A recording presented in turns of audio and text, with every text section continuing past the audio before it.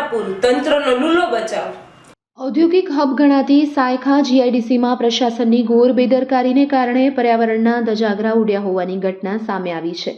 જય કેમિકલ ચોકડી પાસે ચાલી રહેલા પાઇપલાઇન નાખવાના કામ દરમિયાન જેસીબીના પંજાએ સીઈટીપીની લાઇનમાં ભંગાણ સર્જતા હજારો ગેલન વાદળી રંગનું કેમિકલયુક્ત પાણી જાહેર માર્ગ પર ફરી વળ્યું હતું। જોતજોતામાં રસ્તા વાદળી રંગની નદીમાં ફેરવાઈ જતા વાહન ચાલકો અને રાહદારીમાં ભારે ફફડાટ વ્યાપ્યો હતો।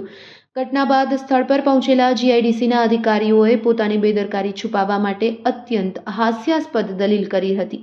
અધિકારીઓએ મીડિયા સમક્ષ એવો લૂલો બચાવ કર્યો હતો કે આ કેમિકલ નથી, માત્ર કલરવાળું પાણી છે।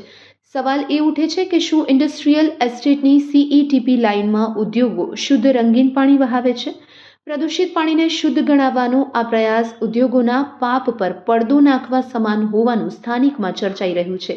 ચોંકાવનારી બાબત એ પણ હતી કે કેમિકલયુક્ત પાણીના નિકાલમાં લાગેલા શ્રમિકો કોઈ પણ પ્રકારના સેફ્ટી ગ્લવ્સ, શૂઝ કે માસ્ક વગર જોખમી પાણીના સીધા સંપર્કમાં કામ કરી રહ્યા હતા। અધિકારીઓની હાજરીમાં જ સુરક્ષાના નિયમોના લીરે લીરા ઉડતા જોવા મળ્યા હતા। તંત્રની આ નગરોળ નીતિ અને પર્યાવરણ પ્રત્યેની લાપરવાહી સામે હવે ઉચ્ચ સ્તરે તપાસની માંગ ઉઠી છે।